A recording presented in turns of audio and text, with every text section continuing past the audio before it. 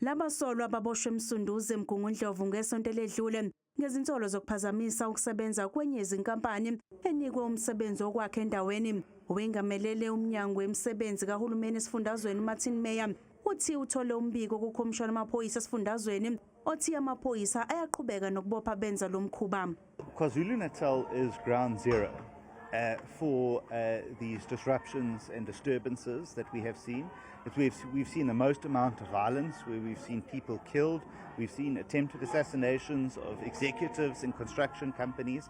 And I think that until such time as we can clamp down and eradicate it from this province, we're going to battle to do it anywhere else. Ushayele amaphoyisa ihlombe ngomsebenzi wawo. We want to ensure that this case is kept on the roll, that those who are accused are denied bail, that the necessary investigations are done, and that a very strong message is sent to those who perpetuate these crimes against the state and against our construction sites are brought to book and are held accountable. Uphinde wadalula ukuthi bazosingatha ingqungquthela ezobhunga ngokunqandwa kwalabo abaqhwaga imisebenzi emphakathini. We're also going to be hosting a national summit soon.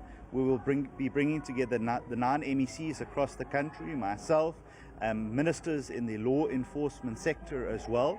And I'll also be hosting and having a meeting with the provincial commissioner in KwaZulu-Natal. Labasolwa kusamele bathola abameli kanti inkantolo ilihlehlisele umhla zimbili kwezokwethwasa icala.